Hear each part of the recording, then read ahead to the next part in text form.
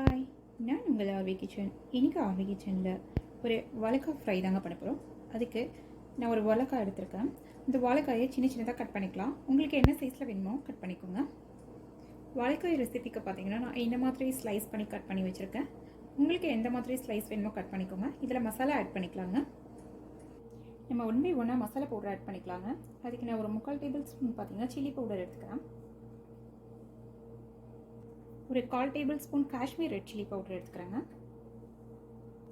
1 tablespoon coriander powder எடுத்துக்கிறேங்க. 1/4 tablespoon மஞ்சள் தூள் ஆட் பண்ணிக்கலாங்க. சால்ட் தேவையான அளவு ஆட் பண்ணிக்கலாங்க. நான் ஒரு 1/4 டேபிள் ஸ்பூன் எடுத்துருக்கேன். இதில் கொஞ்சமாக லெமன் ஆட் பண்ணிக்கலாங்க. இது கூடவே ஒரு 1/2 டேபிள் ஸ்பூன் அளவுக்கு ஆயில் ஆட் பண்ணிக்கலாங்க. இந்த மசாலாவை மிக்ஸ் பண்ணுறதுக்கு மசாலாவை நல்லா மிக்ஸ் பண்ணிக்கலாங்க. இந்த ஆயில், மஞ்சள் தூள், சில்லி பவுடர், கொரியாண்டர் பவுடர், உப்பு எல்லாமே நல்லா எல்லாமே நல்லா படுற அளவுக்கு பார்த்தீங்கன்னா நல்லா மிக்ஸ் பண்ணிக்கலாம். இப்போ நம்ம கட் பண்ணி வச்சுருக்க வாழைக்காய் ஆட் பண்ணிக்கலாங்க. கூட எல்லாத்தையும் நல்லா மிக்ஸ் பண்ணிக்கலாங்க. மசாலா கூட வாழைக்காயை நல்லா மிக்ஸ் பண்ணி வச்சுங்க. இப்போ நம்ம ஒரு டவாவில் ஆயில் போட்டு இதை ஃப்ரை பண்ணி எடுத்துக்கலாம். இன்றைக்கி வாழைக்காய் வந்து டவா ஃப்ரை தாங்க பண்ண போகிறோம். டவா ஃப்ரைக்கு வந்து பார்த்திங்கன்னா ஒரு டவாவில் வந்து பார்த்திங்கன்னா 2 டேபிள் ஸ்பூன் ஆயில் போட்டுக்கலாம். ஆயில் கொஞ்சம் சூடாகட்டுங்க. ஆயில் நல்லா ஸ்ப்ரெட் பண்ணி விட்டுக்கலாம் எல்லா பக்கமும் போகிற மாதிரி. ஆயில் நல்லா சூடாகிடுச்சுங்க. இப்போ நம்ம வாழைக்காயை வந்து ஆட் பண்ணிக்கலாம். மசாலா தடவி வச்சுருக்க வாழைக்காயெல்லாம்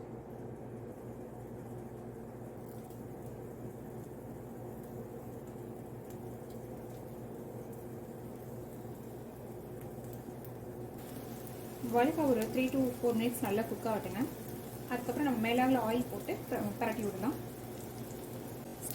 ஸ்டவ் வந்து பார்த்திங்கன்னா சிம்லேயே இருக்கட்டும்.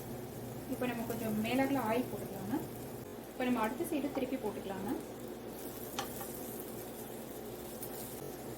வாழைக்காய் நல்லா குக் ஆயிடுச்சுங்க. இப்போ நான் ஒரு கொத்து கருவேப்பிலை எடுத்து மேலாவில் துருவி விடலாம். ஒரு கொத்து கருவேப்பிலை எடுத்து மேலாவில் துருவி விடலாம். இது ஆப்ஷனல் தான், போட்டிங்கன்னா நல்லாயிருக்கும். ஃப்ளேவர் இறங்கும், நல்லாயிருக்கும்.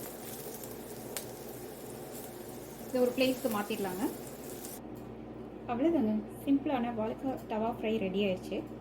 இதை வந்து பார்த்திங்கன்னா நீங்கள் ரச சாதம், சாம்பார் சாதம், தயிர் சாதம் இந்த மாதிரி நீங்களும் ட்ரை பண்ணி பார்த்துட்டு எப்படி வந்ததுன்னு கமெண்ட் பண்ணுங்கள், லைக் பண்ணுங்கள், ஷேர் பண்ணுங்கள், சப்ஸ்கிரைப் பண்ணுங்கள். தேங்க்யூ, பாய்.